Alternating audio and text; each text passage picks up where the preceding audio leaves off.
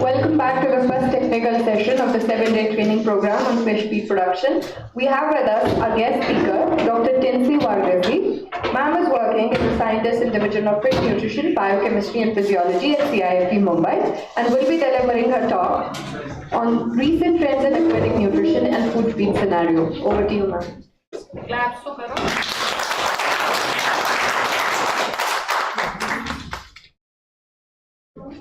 Thank you.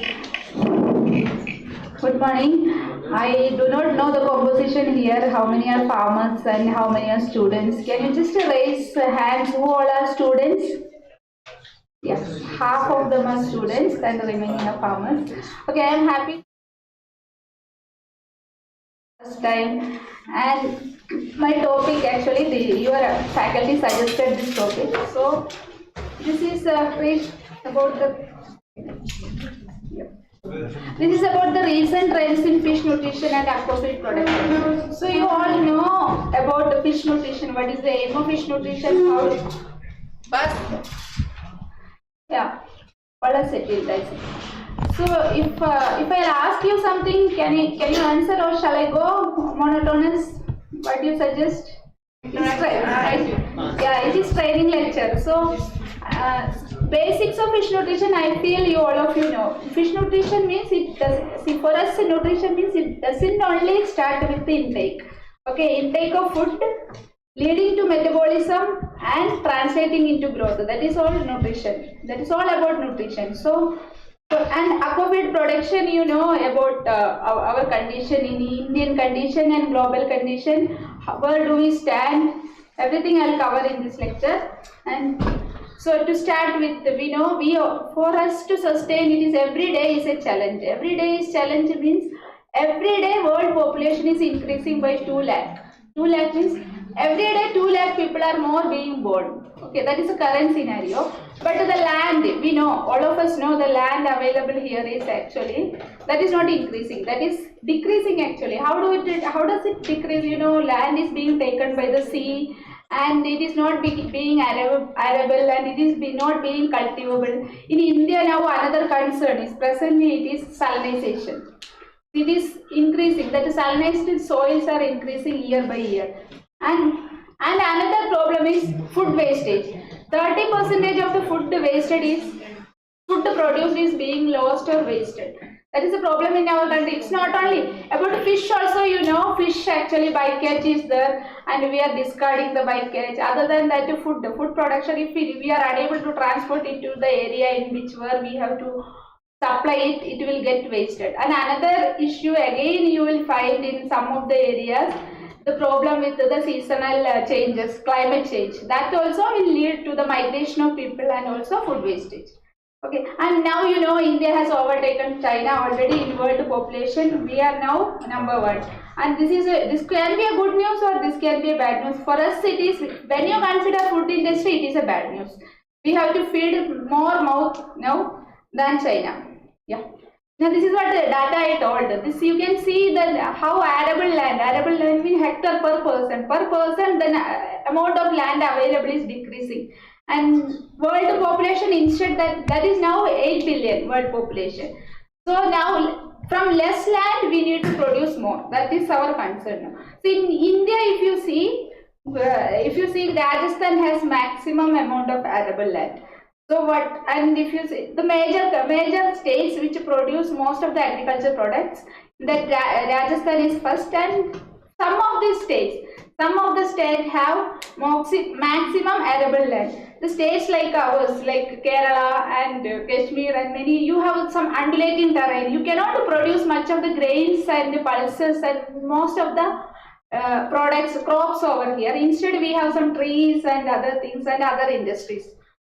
Okay, so food mix for us, it has to come from the farm. So that actually by 2050 is nearby now, only 25 years left.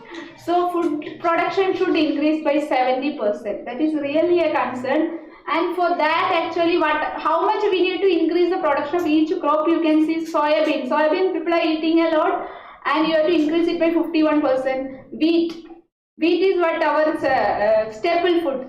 that you need to increase the production by 60%, sugarcane by 87%, and corn by 71%. Now, these all crops, the area is same, and we need to grow it more efficiently to meet the present demand.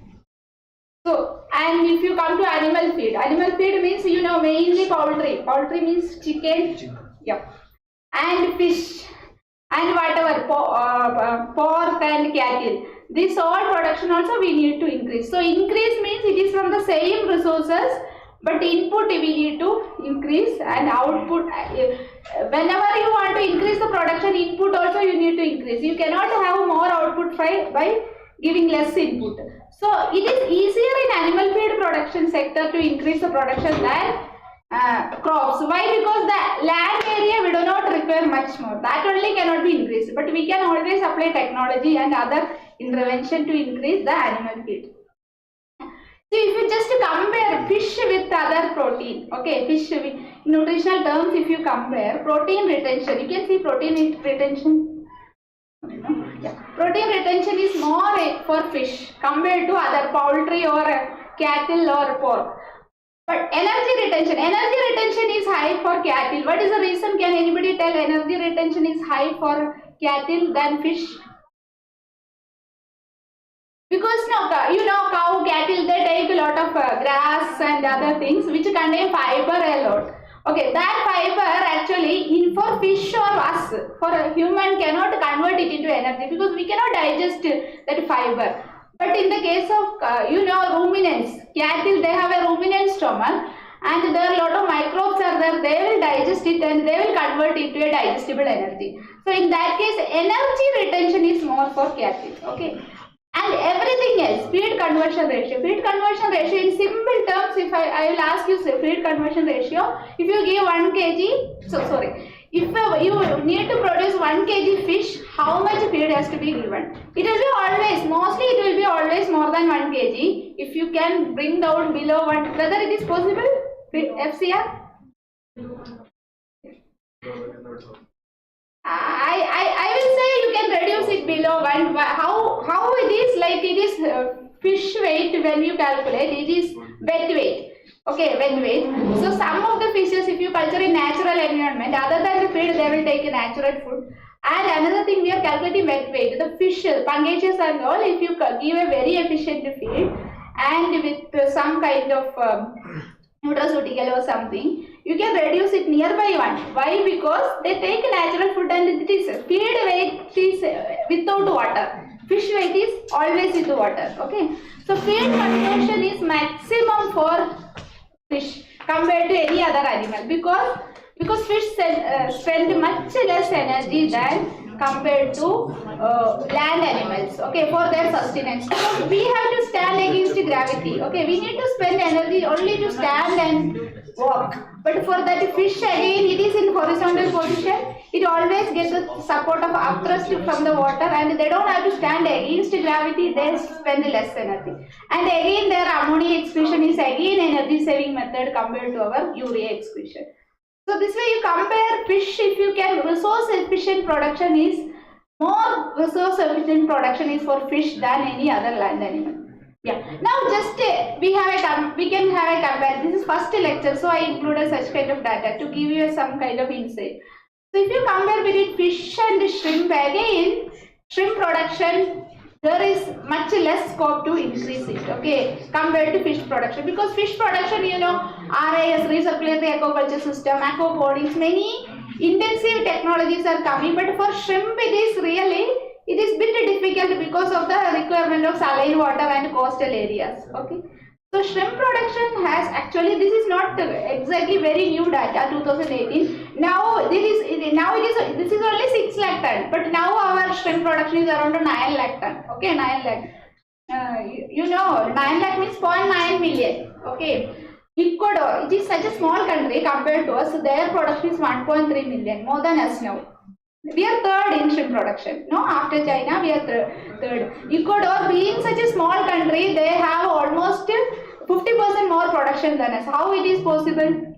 It is all because of intensification. Okay. That too, it happened in last 3-4 years. 4 years I have seen. In last 4 years only, Ecuador has overtaken us.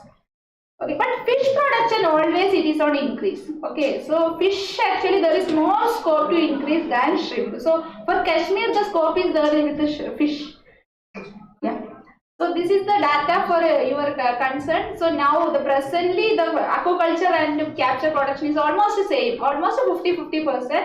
And you can see from 2000 onwards the capture fisheries is not at all increasing. It is stagnated, and but still total fish production is increasing because of the aquaculture production alone.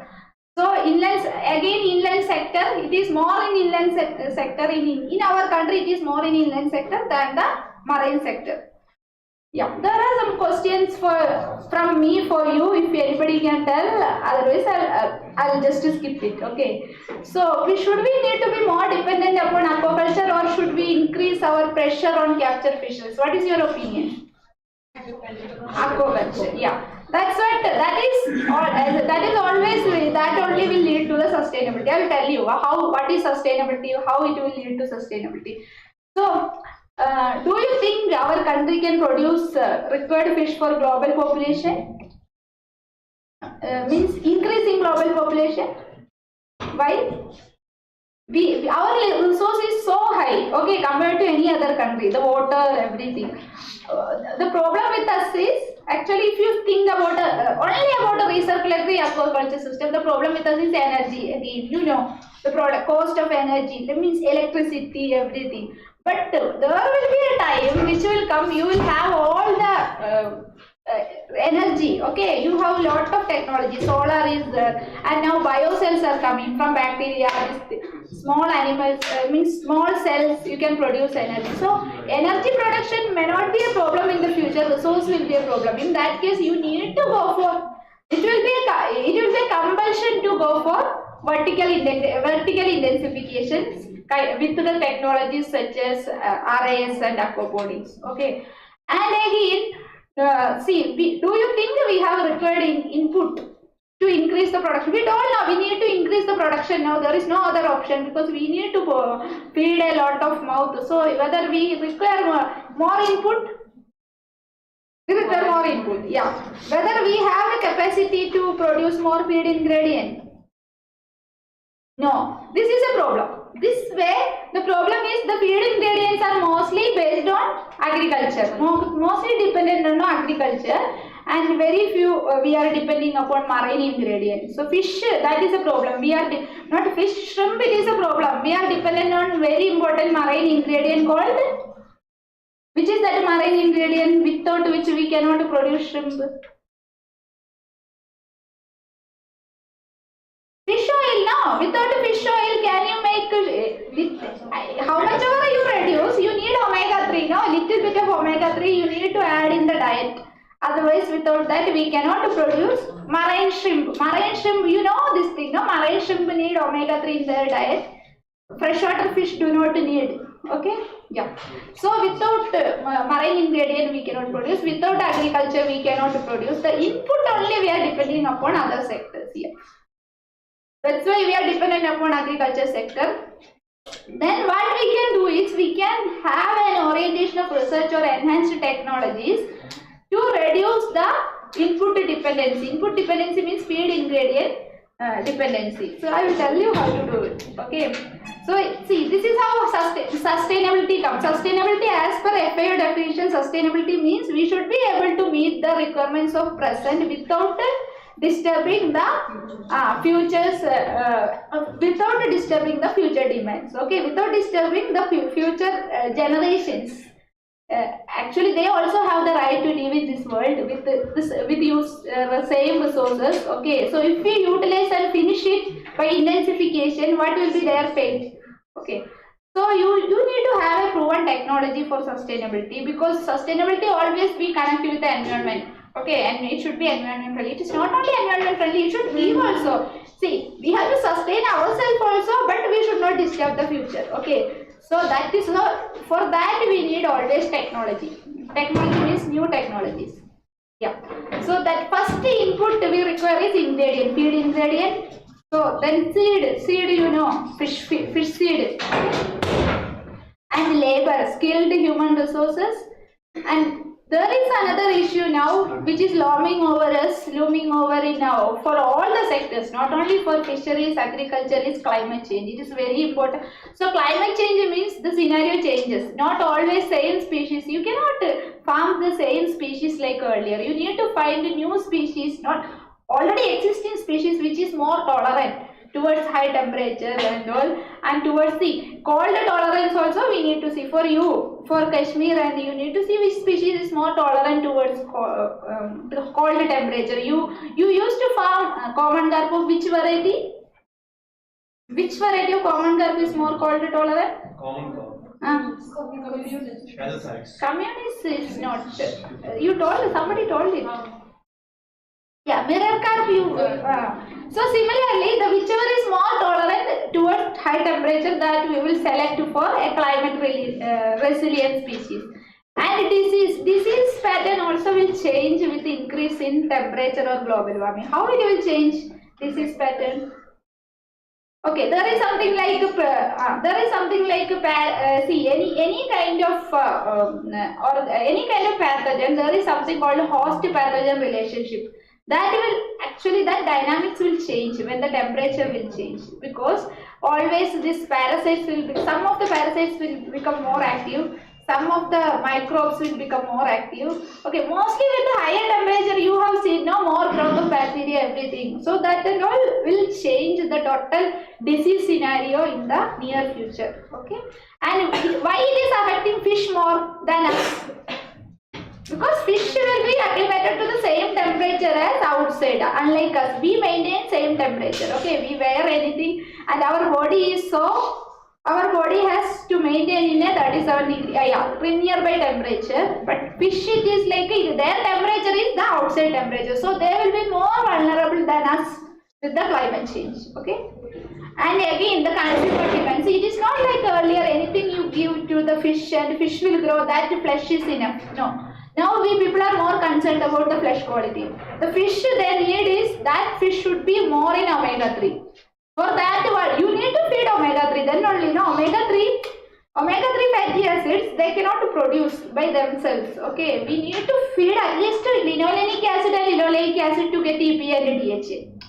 You cannot have you cannot feed your lauric acid or your any oil like the oil, soybean oil, and you cannot get omega-3, because they always need an omega-3 source to get omega-3, more highly unsaturated fatty acids. So that according to consumer demand also future has to be adjusted. Okay, then other requirement which is not related with the feed actually. Yeah, just to have a current scenario of aquafeed industry. Now it is almost increased in the last 5 years around 14%. So it is increasing faster than aquaculture. Aquaculture growth rate is around 5%. But feed industry is growing more faster. Why it is? I'll give you the material. Okay, I'll leave the material in your desktop. You can take it. So why feed industry? Why again the total feed production is increasing means, earlier our Indian scenario, it was mostly dependent upon the farm-made feed. Now people are shifting more towards pelleted feed because of the intensification. Because RIS, aquaponics, these technology, with this kind of system you need to put artificial feed. You cannot make rice bran and groundnut oil seed oil cake mixture and put into the RIS. No, RIS, because the moment you put it will all get dispersed and it will choke your filters. So you cannot do it. Because of the intensification, again pelleted feed demand is increasing double rate than aquaculture, not double rate, triple rate than aquaculture. So now your importance is increasing. Feed industry importance is increasing for our relevance. Okay, students don't have to worry. You will all get a job without any trouble, because our relevance is increasing because of this. Because of the demand for feed, fish feed. Fish feed actually, it is not exactly shrimp feed also, because you have seen in last year shrimp feed prices has reduced by 30%. You know, shrimp prices, shrimp usually have that 300 rupees per kg. Now it has gone below 250 last year. Why it happened? You know, because global export has reduced, so it's all it became all domestic consumption. So domestic, actually, if it is more the availability, lower the price. Okay. So these are the major aquafeed producers. So China, as you always know, China is the maximum, the highest producer for aquafeed, and India is on the third position. Actually, Vietnam is at second position. Why? Although India is second in total fish production, we are at the third position in aquafeed production because we are still dependent upon carp and farm-made feed. Okay, we are not actually more into the pelleted feed production. So if you see the growth rate, this is not about aquafeed, this is total feed production around the world for any kind of animals. So if you consider it, the growth rate is only 3%, but aquafeed actually only comprises around 4% of the total feed, because fish is actually aquaculture is a small sector.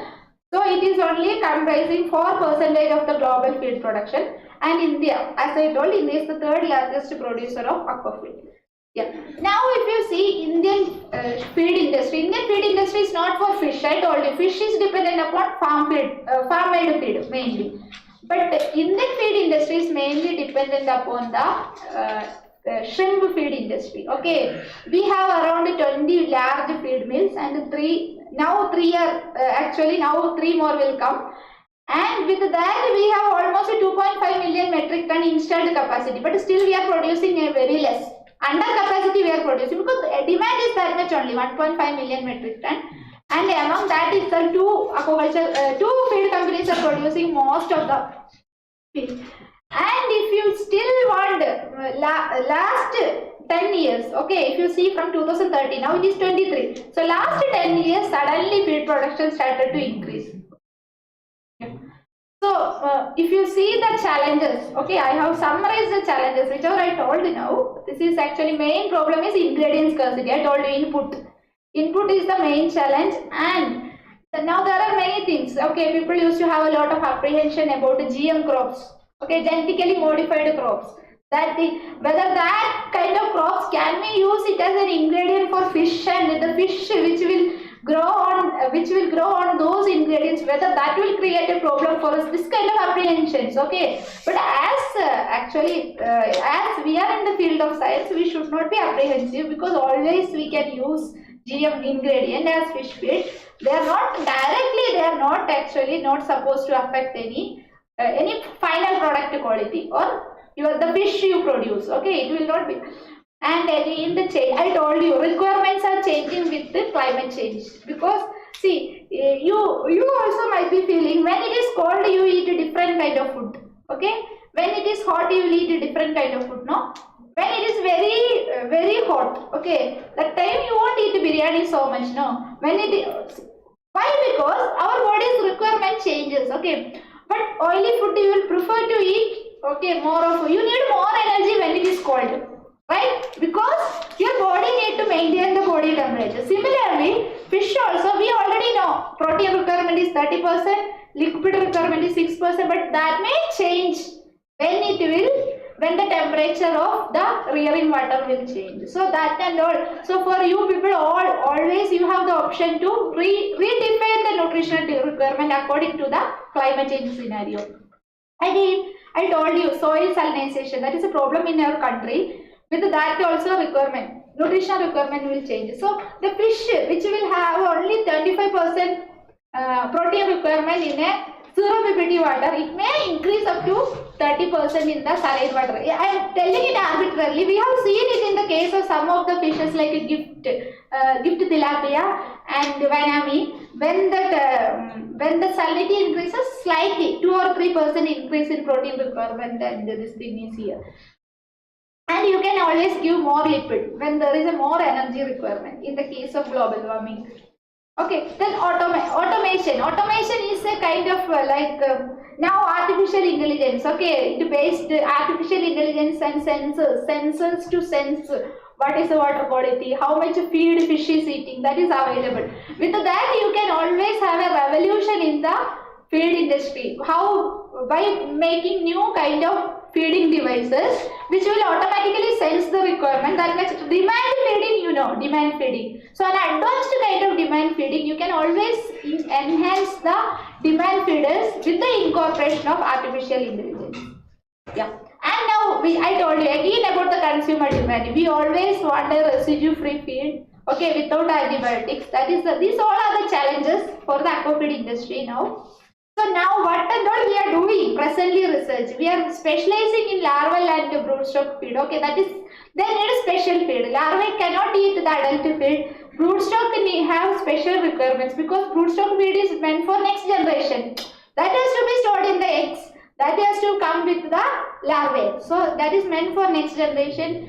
And I told you ingredient. We have to find always. We need to search for new ingredient. That is a continuous process. See, we cannot be dependent upon groundnut oil cake and rice bran for more. We need to find out an anti-nutrition factor because whenever we are more dependent upon new ingredient, they all will have some anti-nutrition factors.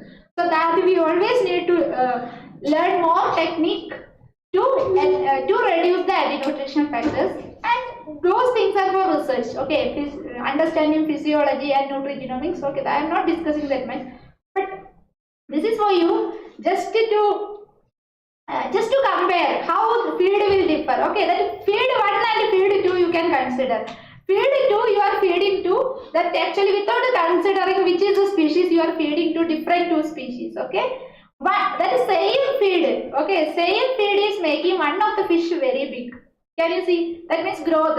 So that means that feed is suitable for the first fish. But second you see that fish is not growing. That means that is a species specific feed. Okay, it may be so that may not be good for the second fish. And second, another person have another feed, but that is giving similar growth in both the kind of fish. Okay, both the species it is getting the same growth.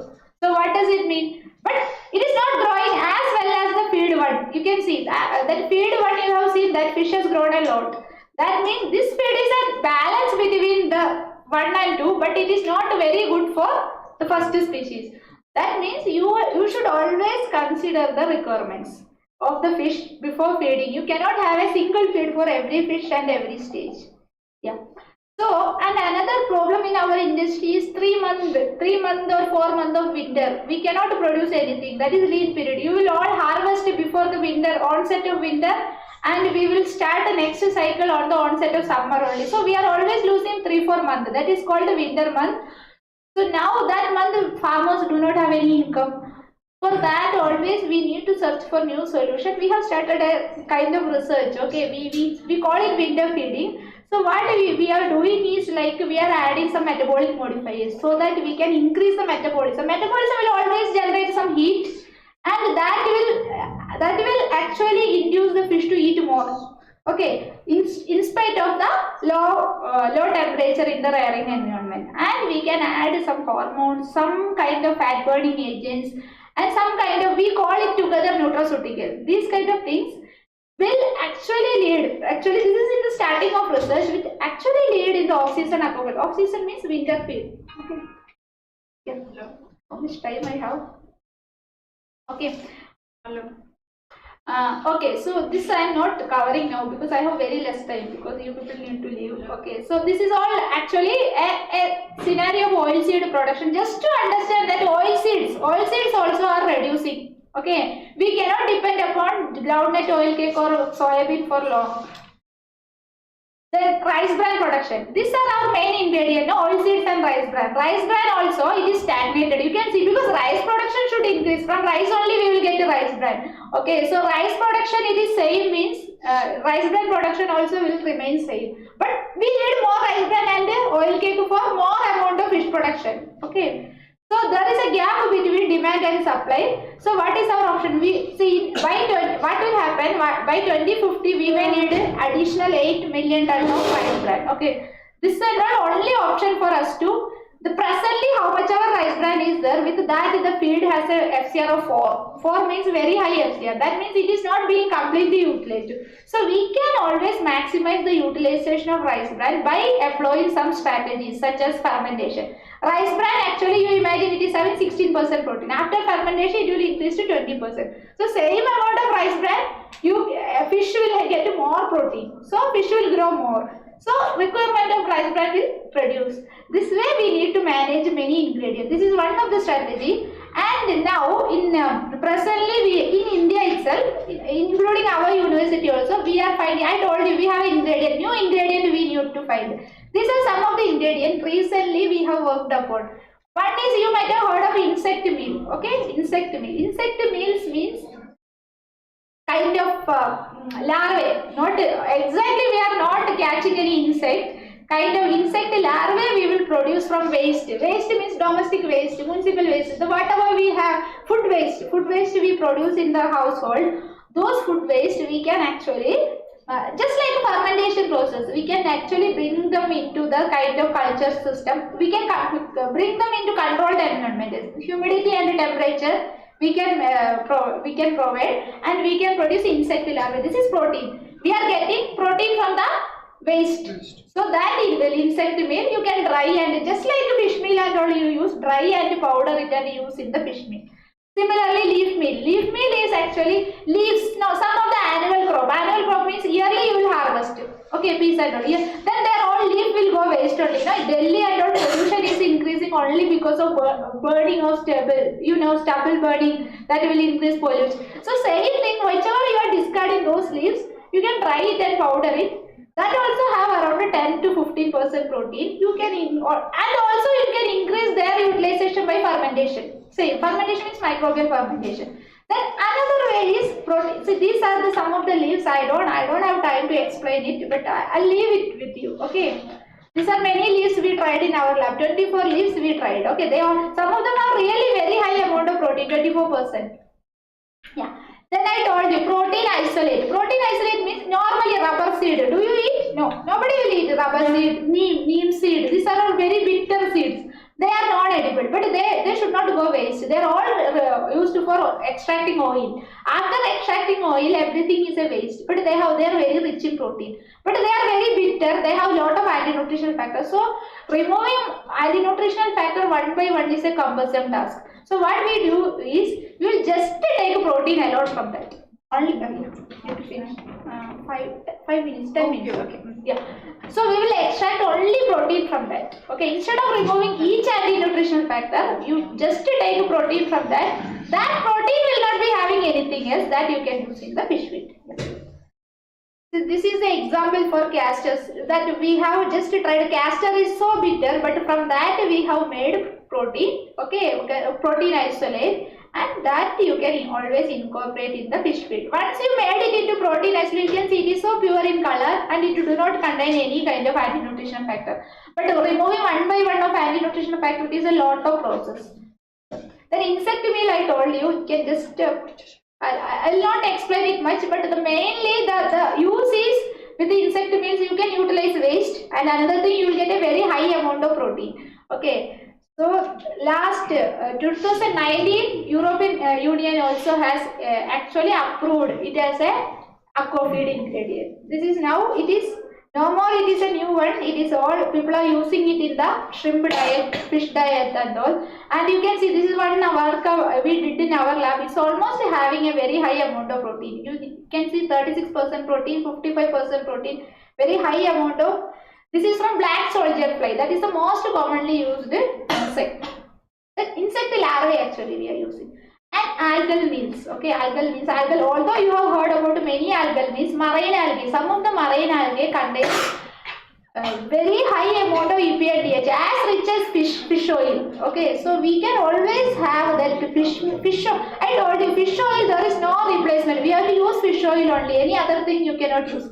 But instead of that, you can use this marine algal oil in the shrimp diet, because that will, we have done some experiment with this thing. Completely it contains all same amount of 40% DHA it contains. Okay, just like fish oil. So you can use it instead of fish oil. Yeah, this is the marine algae we worked with, Orantiochytrium.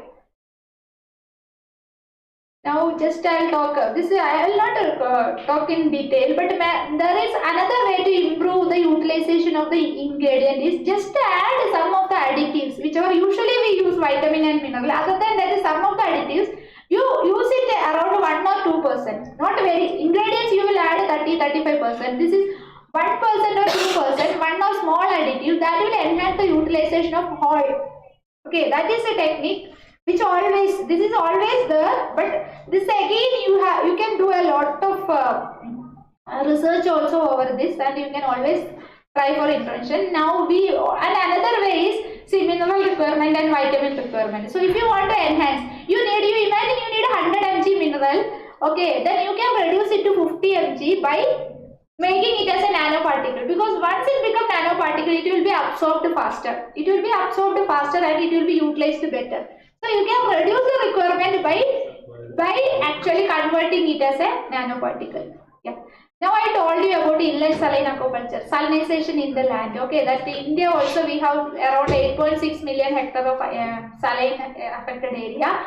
There actually we are culturing vanami, Penis vanami. That actually, this is a kind of introduction, like very sustainable feed. Sustainable feed means low polluting feed. It has very low protein, because protein is the ingredient which will emit ammonia and it will pollute the environment.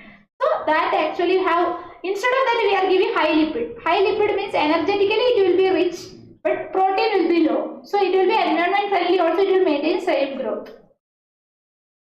And again, I told you many additives you can use. These are the additives we tried in our field, okay, to enhance its growth. Carnitine, taurine, each one of them have specific functions. I won't be able to discuss everything with you. And another new introduction is ideal protein concept. Ideal protein concept means, see, when you balance a feed formulation with the ingredient, you will always have deficit of some of the amino acid. So instead of that, you don't have to, see, if you need 35, you have to only fill up to 32. Then you only fill those essential amino acid alone. So that we can see, only with the supplementing lysine and methionine, you can reduce the protein requirement from 35 to 32%. That is called ideal protein concept. So what will happen? You will only fill those amino acid which is deficit at a much lower level. You can see it is much lower level than the first one, but you are filling it. This is called a balanced diet with ideal protein. Yeah. So research we are doing in all this area, nutrigenomics and immunity, and again you can evaluate the field with an artificial intelligence model. Okay, evaluate means you know what you want. Okay, you exactly know how much requirement you have, 36% protein. That and all you can manipulate in the field, in the already available diet. Now this is all our future concern. I told you we have to reassess the nutritional requirement. Okay, according to the climate change, according to the temperature, according to the salinization. And another is special feeds you require for recirculatory aquaculture system. I told you recirculatory aquaculture system, we cannot afford much of solid waste. Solid waste will choke the filter. Again, dissolved waste also will choke the filter. So you have to have a feed with a good binding capacity. I'll just yeah. We should have a feed with a higher actually binding capacity and more flotation and compaction, so that fecal matter will not be disintegrated much. Okay, and so for RIS also we have to develop special feeds. Okay. Yeah, that's all. Thank you. I have to touch it. Sorry, actually. No. And I am leaving this PowerPoint for the sake of. And again, ma'am, I have one more lecture. I will not take it, but you can use it. This is simple principles of fish nutrition. Just a second. This is a very basics of fish nutrition. The training lecture usually I used to take. Okay, that I am leaving this very. How to add amino acid, protein, everything. This is also I am leaving because you asked me to take advances, so but still I brought it. Go to the presentation. I will copy here. Where I should copy? Desktop. Yeah. Okay. Thank you. I have rushed it up. Okay.